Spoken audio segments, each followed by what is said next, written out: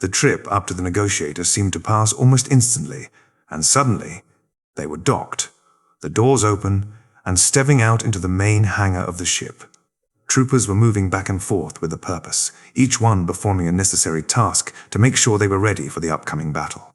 Waxer and Boyle departed the group, heading over to a gaggle of confused shinies, clearly fresh from the planet. Helix gave them a short wave and headed towards the lift that would take him to the ship's infirmary and his clutch of junior medics. Obi-Wan placed a grounding hand on Kaz's shoulder pauldron and steered the boy with him, following Cody towards the lift that would take them to the bridge. Kaz's eyes were wide, darting around and trying to take in every aspect of the ship all at once. His excitement was bubbling around him in the Force, and he was completely oblivious to the strange looks all the other troopers were throwing his way. They were all clearly wondering why their general had gone down to Tibuca City and returned with a half-grown cadet. Obi-Wan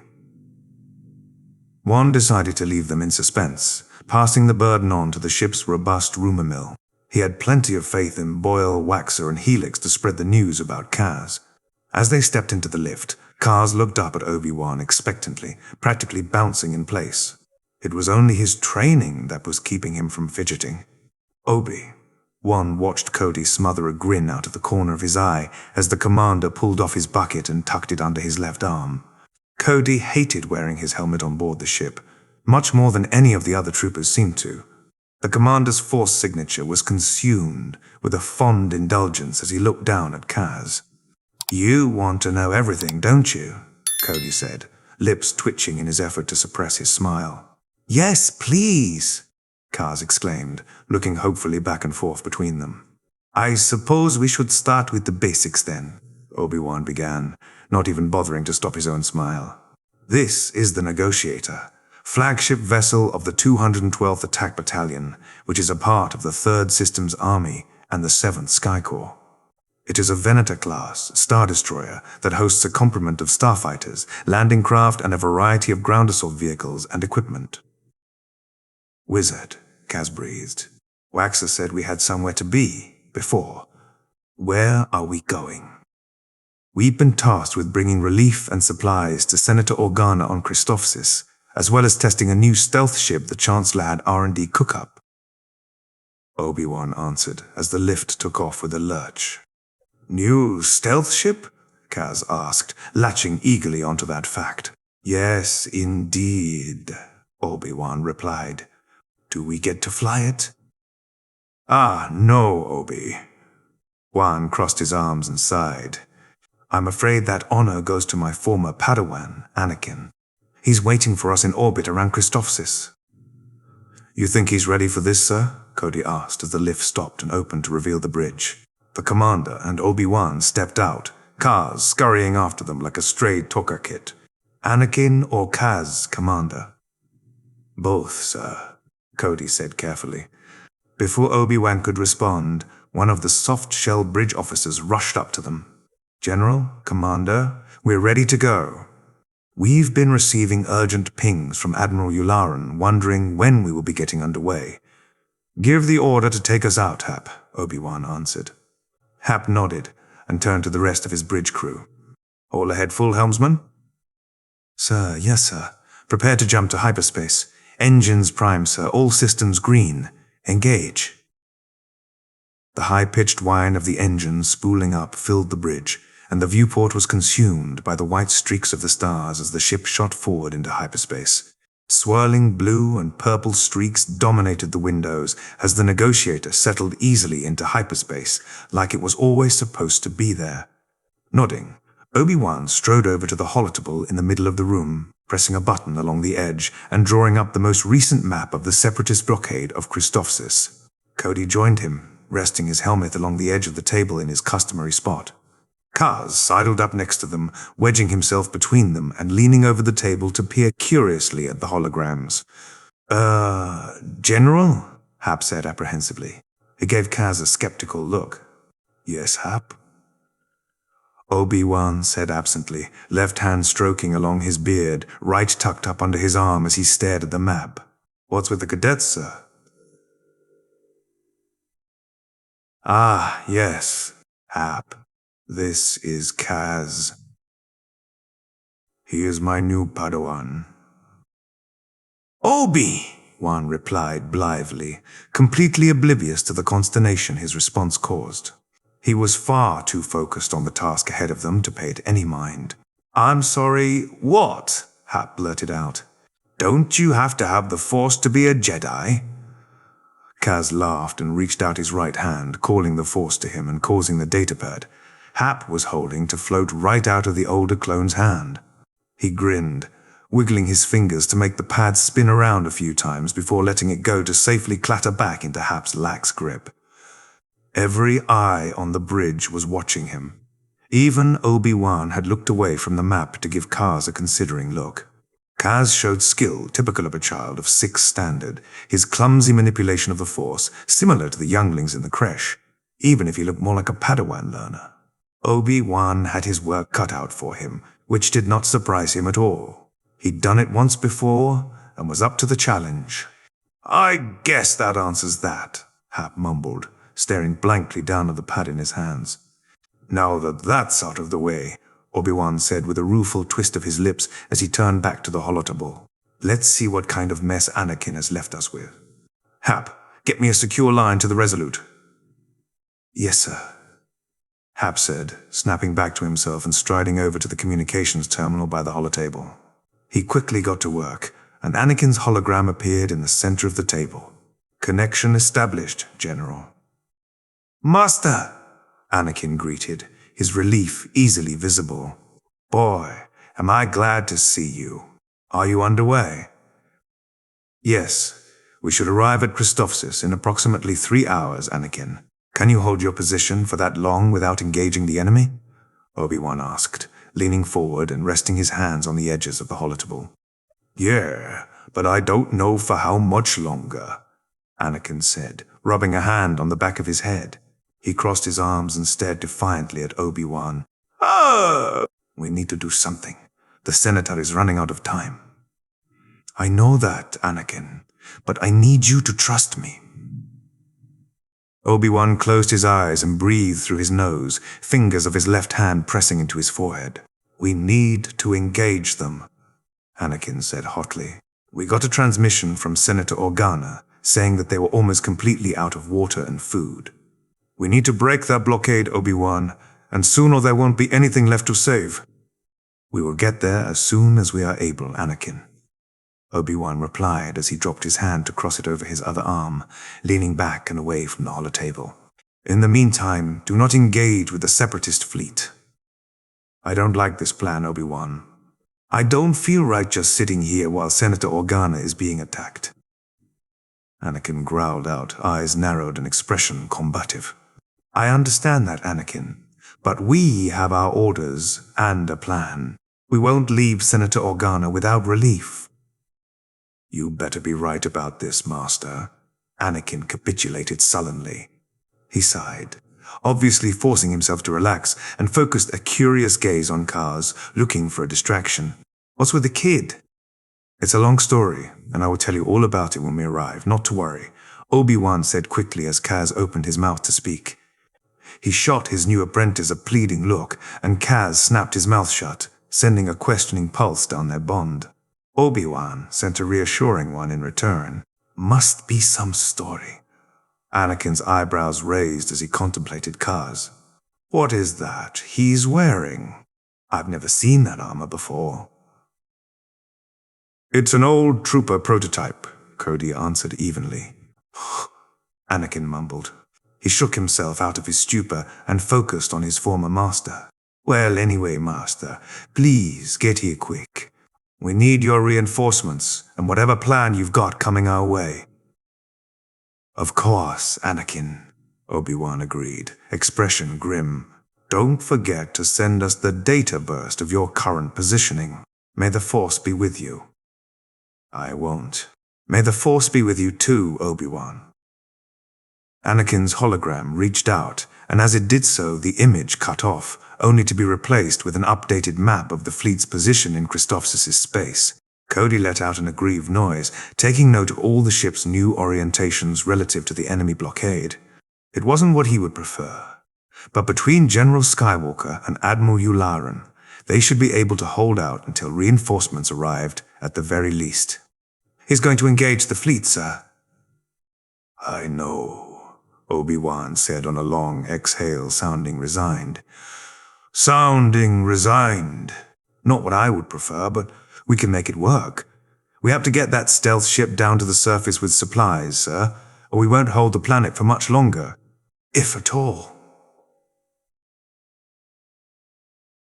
Cody reached out and manipulated the image, zooming in on the enemy fleet and its configuration. He pointed to the ship in the middle. There. That flagship's position gives us a clear line to the planet. I can have Commander Blackout plot that course into the ship's Navi computer. It should get them down to the city undetected, General. Obi-Wan considered the image in front of him for a moment. So long as that's still their position when we arrive, I agree. Send this to Commander Blackout, Hap. I want him working this as soon as possible. Yes, sir, Hap said, sending the data through his terminal. Well, Obi-Wan shrugged and turned away from the holotable.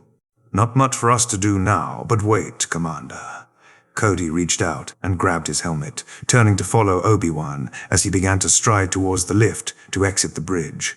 Kaz scarpered after them, hastily waving to the rest of the bridge crew and darting into the lift behind them.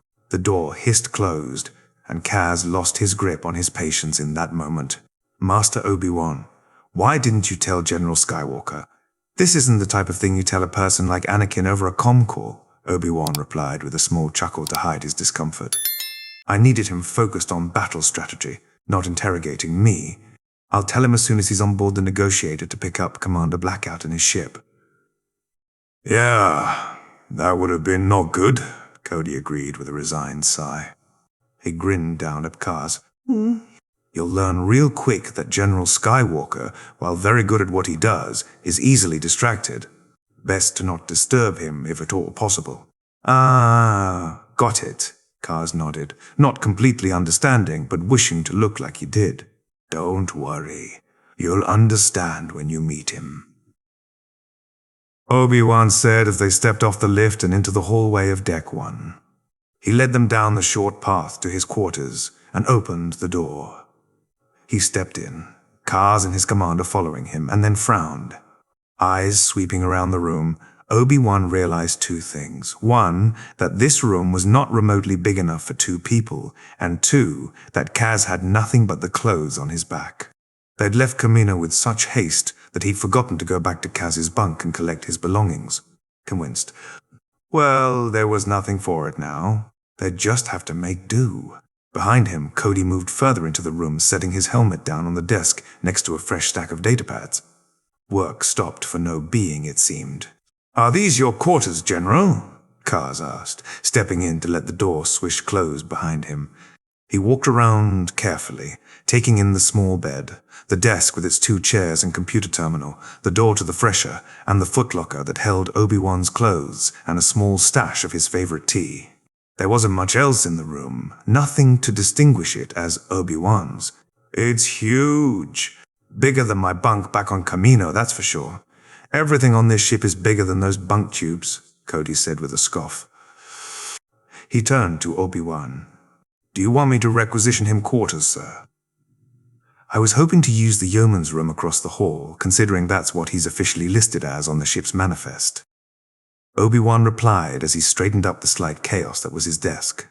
There were stacks of flimsy old datapads, 2 mugs with tea dregs in the bottoms, and a spare robe draped over his desk chair. I'll get them officially assigned so he's keyed into the lock, General. Cody stepped into the center of the room, watching as Obi-Wan fussed over his desk with amused eyes. I'll put in to get some black sent up as well, to at least give him a change of clothes. He turned to Kaz with an apologetic wince. They'll be a little big on you. Sorry, kid. Aw, man, Kaz exclaimed like the thought had just occurred to him, which it had. I left all my uniforms in my locker. Oh, that sucks. I'm sorry.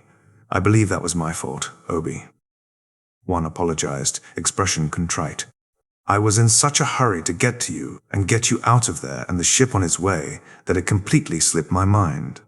I hope you didn't leave anything with sentimental value behind. If you did, I'll contact Master T to see if it can be delivered." "No, I don't have anything like that," Kaz said with a laugh. "Just clothes." Obi-Wan's shoulders sagged in relief. "Well, that's easy enough to fix. We'll get you some proper Jedi tunics the next time we are on Coruscant, if you would like them." Kaz's eyes lit up.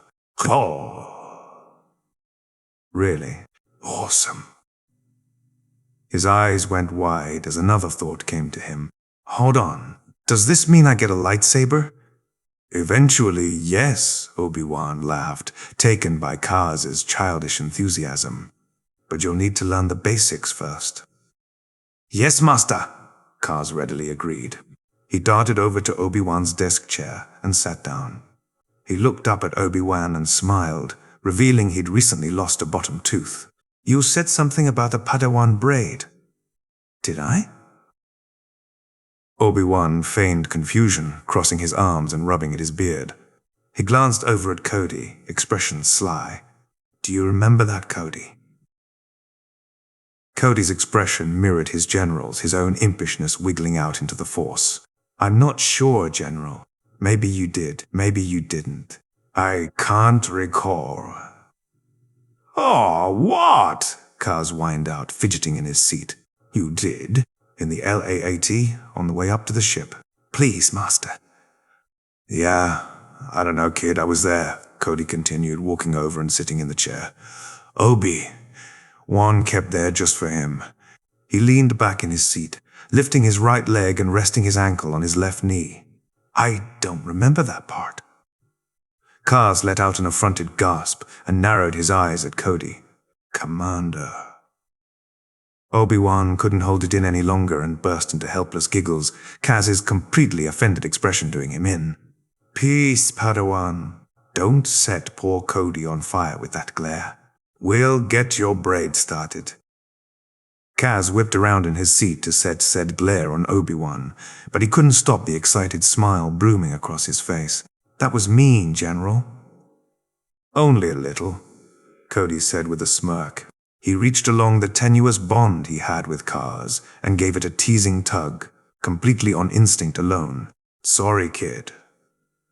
"All right, settle down, the both of you," Obi-Wan said with a fond smile, moving around to kneel in front of Kaz. He placed a hand on Kaz's knee and looked his young apprentice in the eye. "I know you don't quite understand the significance of what I'm about to do, so I'll give you a little background, all right?" Kaz nodded eagerly, and Obi-Wan continued. "The braid is made of 3 strands, representing the Master, the Padawan, and the Force. The braid itself signifies the bond and the promise between them. It is a symbol of your apprenticeship that is visible to the galaxy, and when you are knighted, it will be cut to signify you are a student no longer." "I understand," Kaz replied, mirth replaced with a seriousness beyond his years. He looked every inch the attentive soldier in that moment. Obi-Wan nodded and reached out, fingers of his right hand on Kaz's chin as he gently turned the boy's head to better see the tuft of hair behind his right ear. Obi-Wan lifted his other hand, palm up and fingers splayed, and closed his eyes, sinking into the Force. He called it to himself, using its power to manipulate Kaz's hair and weave the small 4-inch segment into the start of his braid. He'd clearly been growing it in preparation of this moment. As Obi-Wan worked, the only sounds in the room were their soft breaths. Cody watched avidly, fascinated, as his general braided Kaz's hair with the Force. He hadn't ever seen his general do something so delicate before, more used to the broad and violent sweeps of power he utilized on the battlefield. It provided a sharp contrast and reminded Cody that while the Jedi were their commanding officers, they were not built for war like he and his brothers were. But now, sitting in a chair in the general's quarters was Kaz, living proof that clones could be more than just war machines. Cody felt a small flame of hope light in his chest. "All too soon," Obi-Wan finished, letting go of Kaz's chin and leaning back to survey his handiwork. He hummed in satisfaction, eyes light and expression pleased. "I think that should do it." There's a mirror in the fresher if you'd like to see it. Alec! Kaz hopped out of the chair and sprinted to the fresher, poking open the door and tumbling inside. Cody turned in his seat, twisting his upper body to see Kaz and his reflection in the mirror as the boy pulled on his hair and wiggled his head back and forth. He smiled, a strange, soft feeling settling in his chest. He'd never felt anything like it before, but he knew that he didn't want to lose it. He had no idea how to take care of a cadet, but glancing over at his general, he knew that he certainly wasn't going to be doing it on his own. Between the two of them, Kaz would turn out all right. "How'd you get it to stay?" Kaz asked, walking back out of the fresher, a perplexed twist to his lips. "I tied a strand of your hair around the end to hold it." Obi-Wan said.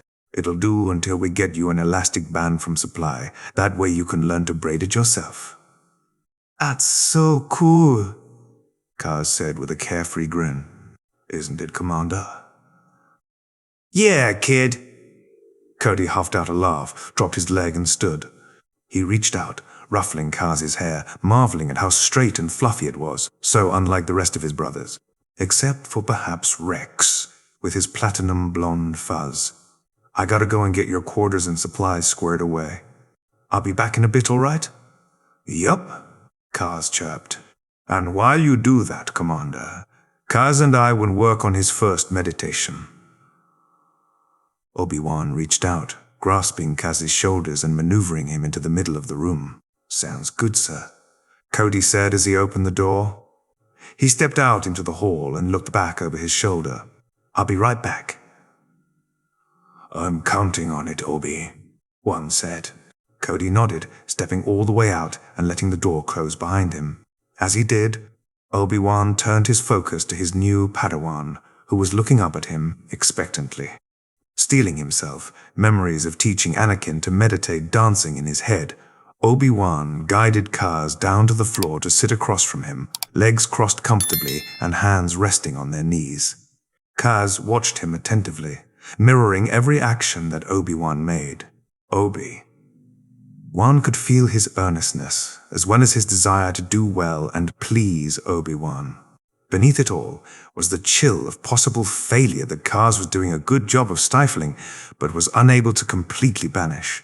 Clearly, his time on Kamino had already left its scars. Obi-Wan hoped they did not run as deep as they did in Cody and Rex and the rest of their brothers.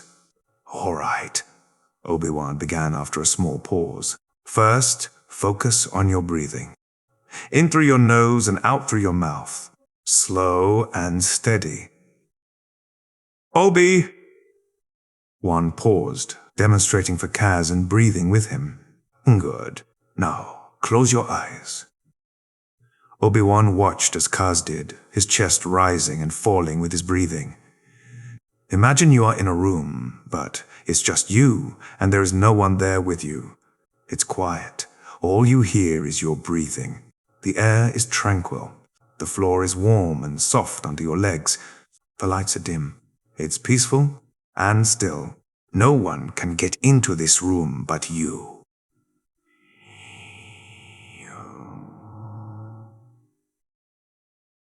Obi-Wan quieted, letting Kaz absorb the instructions, watching the steady rhythm of his breaths.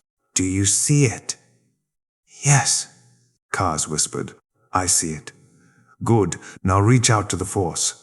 Call it to your room. Let it fill in the empty spaces around you, above you, beneath you. You are one with the Force, and the Force is with you." Obi-Wan's voice was a susurrus murmur, gently guiding his Padawan into the meditation for the first time. "I am one with the Force, and the Force is with me," Kaz repeated, voice equally soft, face relaxed and palms resting gently on his knees. "What do you feel, Kaz?" "Ordisla," Kaz replied, barely audible, lost in the currents of the Force around him. "Jade." Obi-Wan answered, closing his own eyes and sinking into the Force with a practiced motion. He reached out along the bond to his apprentice, pulling Kaz deeper under with him. Tugging carefully on the bond, Obi-Wan guided Kaz, showing him the twinkling lights of his brothers on the ship in the Force, letting him marvel over them and singling out Waxer and Boyle, feeling their single-minded determination as they prepped for the mission. Helix was next, his passion and care permeating the Force as he moved from one task to the next in the sickbay, hoping that he wouldn't be needed, but knowing that he would be. Next was Cody, who burned like a small sun, brighter than all the others, and even more distinct. Obi-Wan felt Kaz's wonder and pointed out the small fledgling connection between the cadet and the commander, enjoying the burst of happiness that brought. With great care, he directed their attention inward, watching the flickering images of Kaz's thoughts as they passed by. Obi-Wan could feel his eagerness, determination, relief, disbelief that this was even somehow happening, and the painful hope that it wasn't a trick, that this would not be snatched away from him like everything else had been. Obi-Wan wrapped his apprentice up in the Force, pulling it tight around him like a warm hug. "I will not let that happen," he promised. "You are not going anywhere. You belong right here." Relief crashed over them both like a wave, stifling and intense. Obi-Wan held in a wince and guided it away into the Force, showing Kaz how to acknowledge and release his emotions. Kaz held onto the feeling for a moment, before giving it a mental kick and knocking it free, letting it float away into the Force like a leaf on the breeze. One could feel Kaz becoming overwhelmed, his connection to the Force suddenly widening, and reached out, pulling him back, tucking his presence close. "Follow me, Padawan," Obi-Wan said into the quiet of the room. "Imagine a wall, made of whatever you want. Imagine it around you, surrounding you, keeping you safe." Obi-Wan called up his own to demonstrate, the durasteel walls of his rooms with Qui-Gon materializing before his mind's eye. "Do you see it?" "Yes," Kaz said, and Obi-Wan felt his apprentice's Force signature dim slightly. "Now, imagine it has windows and doors, a way for things to come in, but only if you open it first. Do you see it?" "Sort of," Kaz mumbled, brow wrinkling in concentration. It's hard." "Yes, I know. It's all right. This is your first attempt. Just focus on the wall. It will keep out things you do not want to let in." Kaz nodded, sucking in a deeper breath and letting it out slowly. Obi-Wan felt his presence dim further before it stopped. "Obi!" One smiled, eyes still closed, and slowly pulled Kaz up with him, rising from the meditation like they were breaking the surface of a lake. Kaz's eyes blinked open, slightly unfocused, looking around the room in a dazed manner. Obi-Wan watched him, still smiling. "Good job, Padawan," Obi-Wan said when Kaz was able to focus on him. Kaz flushed, ducking his head at the praise. "I didn't quite manage it, though." "On the contrary," Obi-Wan countered, prodding at Kaz in the Force encouragingly. "For a first meditation, you did very well. Like any skill you learned in training, it takes practice to master it. Do not expect this to be any different."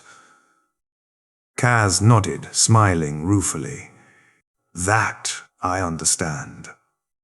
He glanced at the clock on the wall and his eyes went wide. "We were doing that for an hour." Obi-Wan glanced over at the clock, mildly surprised. "We were, indeed." Leisurely, he pushed to his feet, watching as Kaz rushed to follow him. Obi-Wan looked over to the door and smiled, pleased. He waved his hand, and the door hissed open, revealing Cody with his hand raised towards the door chime. "Come in, Commander. Commander Cody," Kaz exclaimed, hurrying over to the door and ushering a rueful-looking Cody inside. The door hissed closed as Kaz's hand closed around Cody's wrist, and he tugged the commander into the room with him. "We were meditating for a whole hour. It was intense. You should come next time." Cody gave Obi-Wan a desperate look over Kaz's head, clearly out of his depth. Wan just smiled serenely back, and Cody's desperation turned to an irritated frown. I guess. Sure, kid, if you want me to." Kaz stopped, dropping Cody's wrist and spinning around to face the commander, giving the other man barely half a second to school his expression again. Well, I wasn't asking for my health. Kaz's eyes went wide when he realized just what he had said. Sir, Cody laughed. Relax. You aren't expected to stand on ceremony, kid. That's good, because I really didn't pay attention to those flash learning modules. I'm terrible at all those regulations. It used to drive 82, my squad leader, absolutely crazy. Kaz rubbed a nervous hand on the back of his head and gave his best disarming smile. Actually, I didn't really pay attention to most of them. This caused Obi-Wan to laugh, and Cody to sigh mightily, gaze fixed on the ceiling as if praying for strength. Obi-Wan walked up to join the two clones by his small, overly cluttered desk. What do you remember from those lessons, Padawan? Kaz paused, hand dropping from the back of his head as his arms crossed. He stared blankly down at the floor, eyes flicking back and forth periodically in recall, like all the clones did. He glanced up at Obi-Wan after a moment. How to clean a blaster and not blow my own head off with it. And, I think, mission reports? Oh, and battlefield unit strategy. I remember that one really well. The Force said it was going to be important later, so I really paid attention to that one. Cody crossed his arms and shook his head. That's better than nothing, I guess. At least you got the stuff that'll keep you alive. Not to worry, Obi-Wan said. I'll get you set up and started on the Padawan education modules from the temple. Perhaps I might even be able to get them converted into flash training modules to catch you up quickly. There are many things you'll need to learn, Kaz. Kaz smiled, nodding, and not at all put off by this. Oh. Really? Willard! Thanks, Master Obi-Wan. When can I start? Obi-Wan blinked and shared a startled look with Cody. That was not the response he had been expecting.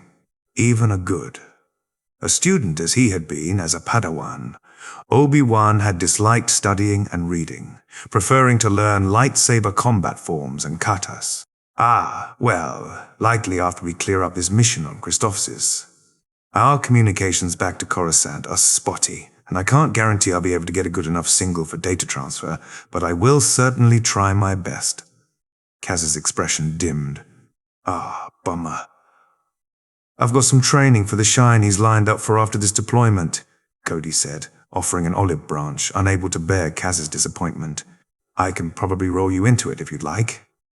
He gave Kaz's armor a critical look. That armor will work, and it's likely the only set on the whole ship that fits. Not much I can do about a helmet, kid, sorry. Perhaps one of those helmets the crew chiefs wear in the hangar bay. And a pair of goggles. Obi-Wan suggested mildly. They don't close over the whole head, and they have a chin strap. That'll work, Cody said, obviously impressed. I didn't even think of that, sir. I'll get Osprey to bring those items up later. Awesome, Kaz breathed, his disappointment gone for the moment. Now that's out of the way, I assume you're here for a reason, Commander. Yes, General. I got the kid's quarters assigned, a couple sets of blacks sent up, a DC-17 issued to him, a spare pad, and an ARC utility belt set with a holster. Additionally, Commander Blackout is ready to deploy as soon as we acquire General Skywalker, sir. Waxer and Boyle will have Ghost Company ready to go as soon as we get past that blockade. Excellent, Commander, as always, Obi-Wan said with a warm smile. Of course, sir, Cody replied, nothing but a slight glint in his eyes giving away his pleasure at the praise. I get a blaster? Kaz looked back and forth between the two of them for a moment, hopeful. Yes, about that. Obi-Wan started with an apologetic wince. They train on the hand blasters at his age, sir. Cody interrupted, tone cautious. Given the fact that we are frequently attacked, I think it's wise to give him something to defend himself with, should the need arise. Obi-Wan sighed, the argument draining out him when faced once again with the cold reality of war. I suppose you are right, Commander, as much as I would rather it not be so. Yes, sir, Cody said neutrally. Before they could continue, both of their comlinks began to beep, the green lights flashing and indicating an incoming transmission. The commander and the general shared a look before Obi-Wan reached over and answered the hail. General Kenobi here. Sir, just wanted to let you know that engineering was able to squeeze some more speed out of the engines. We'll be hitting Christoph's space in approximately 30 minutes, General. Thank you, Hap, Obi-Wan said. Commander Cody and I will be on the bridge shortly. Copy that, sir. Hap out. The connection closed and Obi-Wan straightened, squaring his shoulders and marshalling his resolve. He looked over at Kaz. Best stop by your quarters and get your blaster kit before heading to the bridge. Yes, Master, Kaz nodded. The playful attitude he'd had before gone under his trooper training, such as it was. It clearly hadn't taken all the way like it had with his brothers. He walked to the door, Cody and Obi-Wan following him. They stepped out into the hallway and Kaz paused, looking back over his shoulder at Obi-Wan, unsure. Which room is mine? It was only 2 doors down that he stopped and pointed to a control panel on the wall. The light was red. Hold your Iden chip up to the door, it'll unlock it. Am I the only one that can? Kaz asked as he did as instructed. The light turned green and the door hissed open. Oh, no. Myself, General Kenobi, and Captain Helix also have access. You'll have to key in anyone else, Cody replied as they stepped into the room. It was smaller than Obi-Wan's, which was to be expected. There was a desk built into the wall suspended on hinges, clearly able to fold up into the wall to give more space to the room when it wasn't in use, and a small chair tucked under it. Opposite that was a standard-issue trooper bunk, a footlocker, and a door to a small private fresher. It was identical to the other officers' quarters on the ship, built with only utilitarian purpose in mind, and nothing else. Piled on the bed was all the gear that Cody had requested, and at the top, the stack was the utility belt with a blaster holster, with said blaster safely clipped inside. Kaz strode over, picking up the belt, cinching it down tight around his waist, then clipping it closed. He wiggled it around, adjusting where the blaster rested on his right thigh until he was happy with it. He looked up at Obi-Wan and Cody and grinned.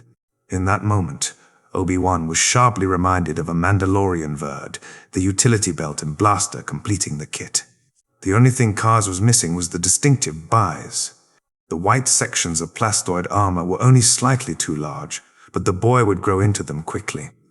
As he grinned up at Obi-Wan, the Jedi Master watched a vision flash before his eyes. Kaz, as tall as Cody but slim, clearly still growing, Padawan braid long and swaying the breeze. Lightsaber hilt in hand and in the same armor, now with distinctive gold paint, only larger and more fitted. Vicious grin on his face, fire in his eyes as he dropped into a familiar ready stance and ignited his saber. Andor! Obi. Wan shook himself out of the vision and waved off Cody's concern. I'm fine, Commander. Just a little disturbance in the Force. Nothing to worry about. You weren't responding, just staring off into space, sir. I think that's something to worry about. Cody disagreed, brows furrowed, eyes narrowed, and a stubborn clench to his jaw. I assure you it isn't. Obi-Wan smiled at him, schooling his features into his diplomat face. Cody's eyes narrowed even further. It was just a small vision, nothing serious. I highly doubt it will even happen again. Cody was clearly skeptical, but chose to trust him anyway. All right, sir. If you say so. I do. Obi-Wan reached down, tugging on the ends of his tabards and straightening them from a non-existent wrinkle. I believe we are needed on the bridge. Yep, Kaz said, darting towards the open door. He dashed out into the hall and waved at Cody and Obi-Wan. Shh! Maul, they're waiting for us. Cody shook his head, rolled his eyes, and followed. Obi-Wan at his side with an amused smile.